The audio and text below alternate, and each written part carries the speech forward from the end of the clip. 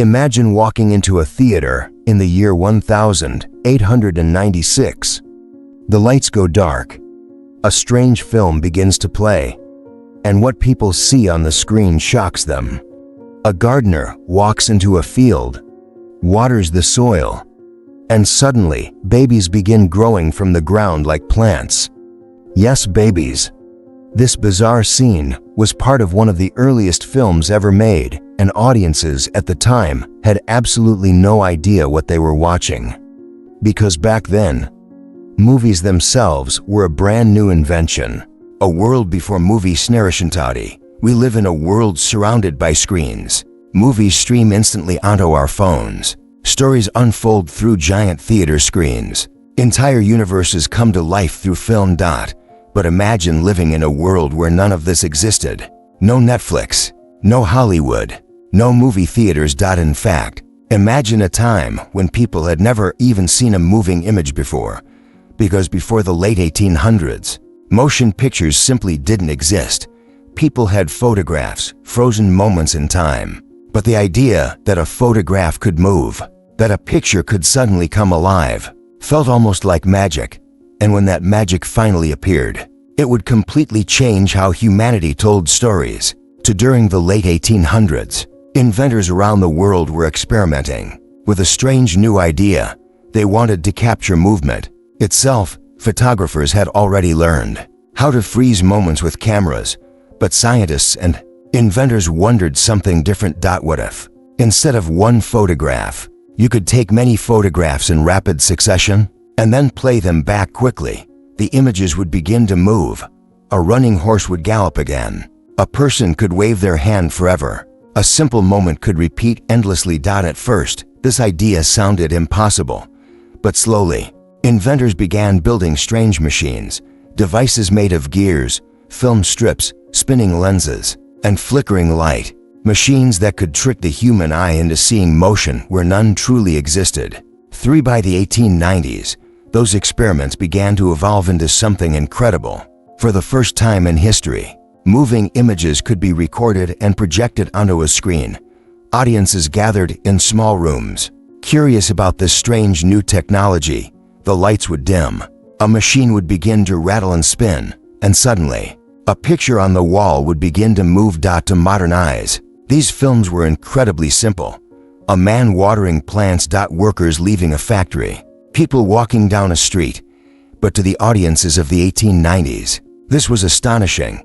Some viewers reportedly gasped, others laughed, and some simply sat in stunned silence, because they were witnessing something humanity had never seen before. Moving pictures. For one of the earliest films ever shown was a short scene created by Auguste, Lumière and Louis Lumière. The film was simple. It showed a train arriving at a station, but there was something special about how it was filmed. The train moved directly toward the camera. And when audiences saw the train rushing toward them on a giant screen, something incredible happened. Some people reportedly jumped from their seats. Others stepped back in fear, because for a brief moment, their brains believed the train might actually burst through the wall of the theater. The film was called L'arrivée d'un train en gare de la Ciot. Today, it lasts less than a minute, but at the time, it felt like witnessing the future itself. Despite how revolutionary these films were, they were still very limited. They didn't tell stories, they didn't have characters, they didn't have plots. They were simply moving photographs. A camera captured real life, and audiences watched it. That was it. Cinema, at that point, was closer to a scientific demonstration than entertainment. No one yet realized that film could become something much bigger. Something capable of transporting audiences into imaginary worlds, something that could tell stories the way books and theater did. But one person began to imagine that possibility. Her name was Alice Guy-Blaché. At the time, she worked as a secretary for a photography company in France. She wasn't a famous inventor, she wasn't a scientist, and she certainly wasn't expected to become a film pioneer. But Alice Guy had something extremely rare. She had imagination. While others saw cameras as tools to record reality, She saw them as tools to create stories. Stories that could unfold through moving pictures. Stories that could make audiences laugh, dream, and wonder. In other words, she saw the future of cinema long before most people even understood what cinema was. Even at the time, suggesting that films should tell fictional stories sounded almost ridiculous. The technology itself was still new and fragile. Cameras were large and difficult to operate. Film strips were short and expensive. And most filmmakers believed audiences were already satisfied watching simple real-life scenes. But Alice Guy asked a very different question. What if, instead of filming workers leaving a factory, you created a scene with actors? What if, instead of recording reality, you invented a story? It was a small idea, but that idea would change cinema forever. In 1896, Alice Guy finally put her idea into action. She created a short film titled Le Fille aux Choux. The translation in English is The Cabbage Fairy. The film shows a mysterious woman walking through a garden filled with cabbage plants. As she explores the garden, she begins pulling babies from the cabbage leaves, one after another. The scene is playful, strange, and almost dreamlike. But something about it was revolutionary, because this wasn't simply recording reality. It was telling a story. And with that small film, cinema quietly crossed an invisible line from documenting life to imagining it. What Alice Guy created might seem simple today, but that tiny film planted a seed that would eventually grow into the entire movie industry. Because once filmmakers realized they could tell stories with cameras, their imagination exploded. Soon films began including heroes, villains, adventures, romance, fantasy, and epic worlds. Everything we see in modern cinema, from massive Hollywood blockbusters to the videos we watch online, can trace its roots back to that moment. A moment when someone first believed that moving pictures could be more than just technology.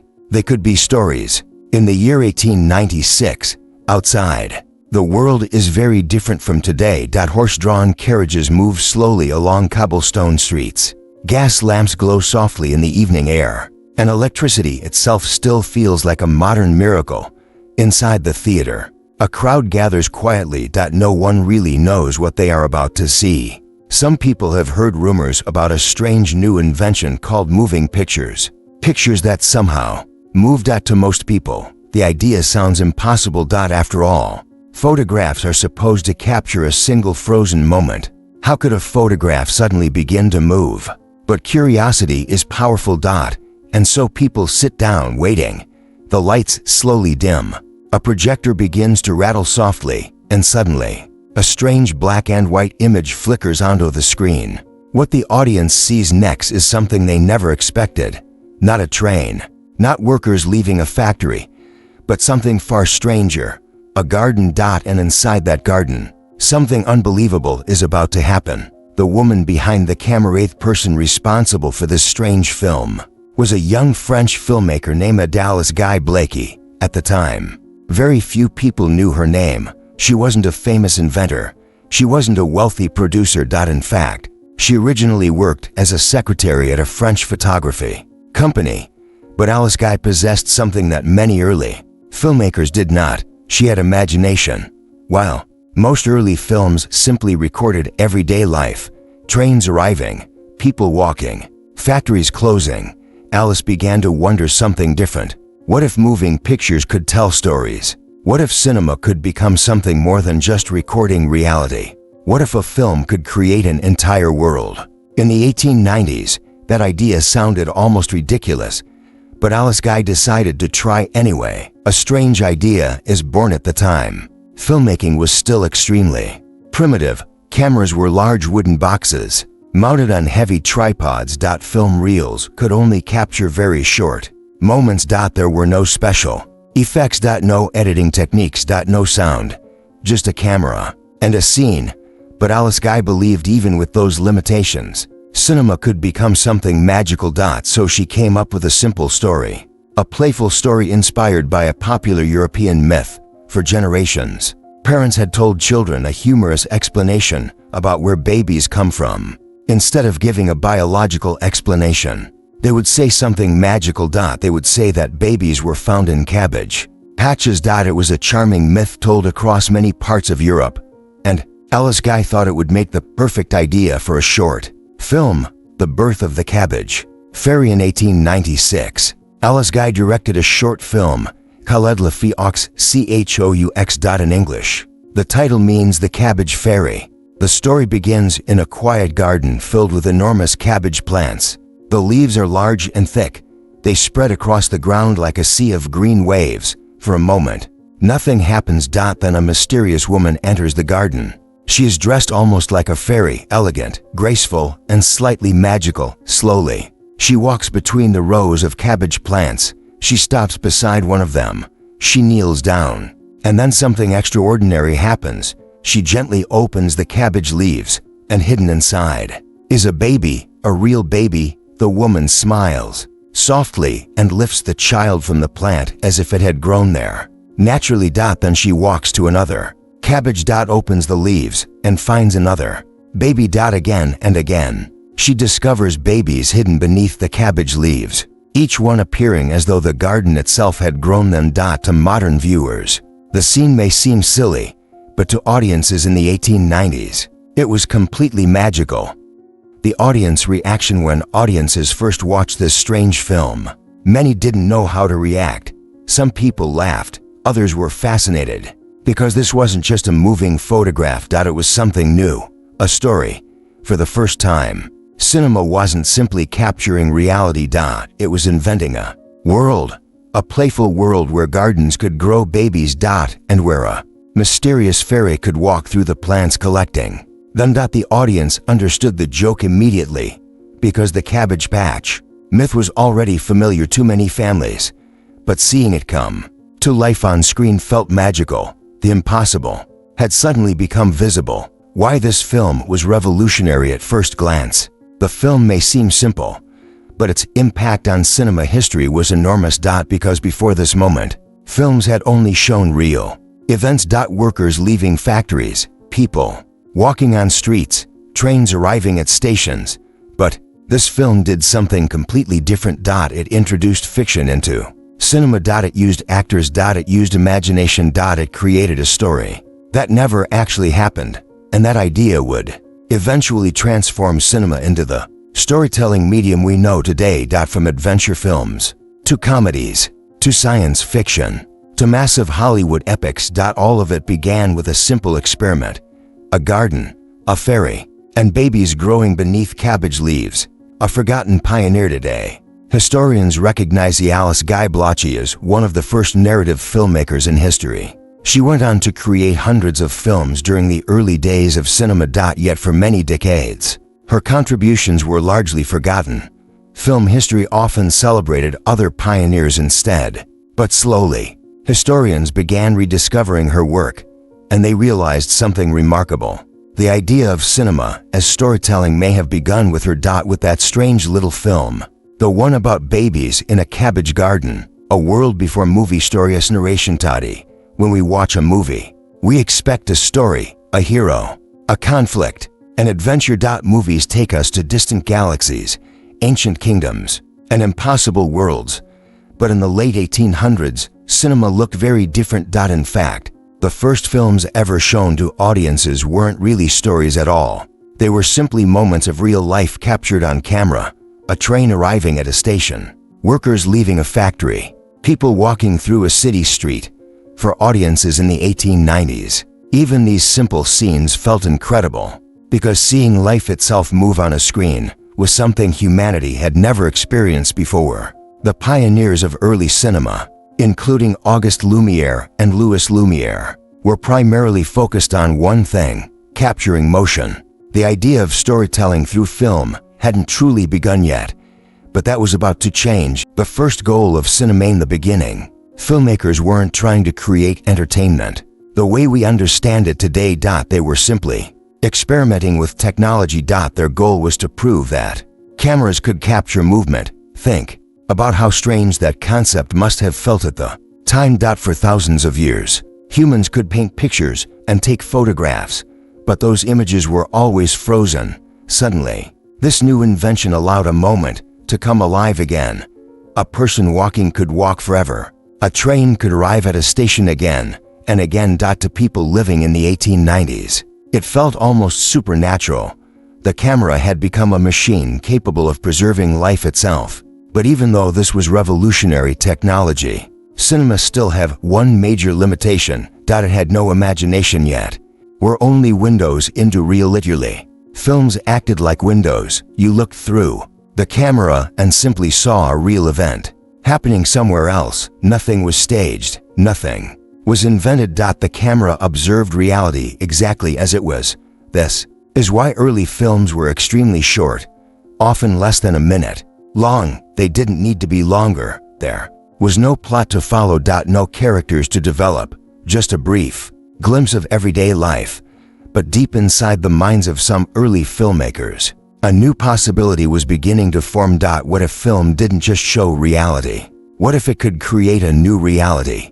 While many filmmakers were satisfied simply recording everyday life, Alice Guy began thinking about something far more ambitious. She believed that moving pictures could become a storytelling medium, just like books, just like theater. Instead of showing workers leaving a factory, she imagined creating entire scenes with actors, scenes with costumes, scenes with imagination. In the 1890s, this idea was surprisingly radical because no one had truly explored the idea of fictional cinema yet. The film that changed everything in 1896, Alice Guy decided to experiment with this idea. She created a short film titled La Choux. The film told a playful and imaginative story about a magical garden where babies appeared inside cabbage plants. The concept was inspired by a popular European myth that parents told children.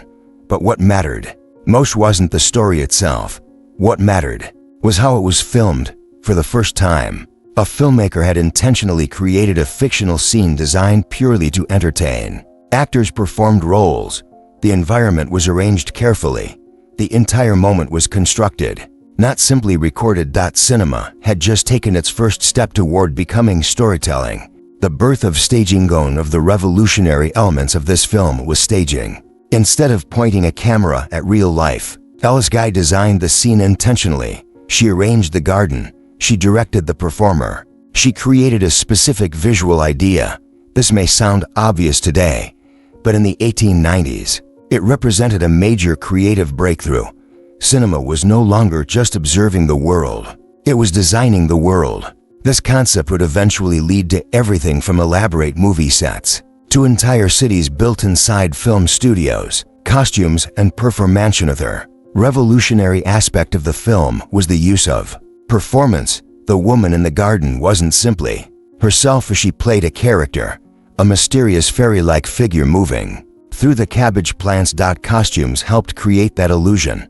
And that idea, actors portraying fictional characters on camera, would become the foundation of the entire film industry. From silent movie stars to modern Hollywood actors, the tradition began with experiments like this. The power of imagination. But perhaps the most important element of all was imagination. For the first time, a film showed something that did not exist in reality: babies growing inside cabbage plants. It was whimsical. It was playful. And it proved something important: cinema could show impossible things. This discovery would eventually open the door to fantasy films, science fiction, and visual effects. In other words, the idea that movies could create entire fictional universes began with experiments like this one, the beginning of cinematic storytelling. What Alice Guy demonstrated with this film was simple but powerful. Movies didn't have to just record the world. They could invent stories. That single idea would grow into something enormous. Within a few decades, filmmakers were creating complex narratives with multiple scenes, dramatic conflicts, and emotional characters. Eventually, cinema would evolve into the massive global industry we know today. Blockbuster films. Animated adventures, superhero universes. All of it traces back to one crucial realization: that moving pictures could tell stories. A name almost lost to history narration. When people talk about the birth of cinema, a few names usually appear first: inventors, engineers, pioneers, who helped create the technology of motion pictures, among Them are the famous brothers Lumière and Louis Lumière. Their films helped introduce moving pictures to the world in the late 1800s, and for many decades, film history seemed simple. The Lumière brothers invented cinema.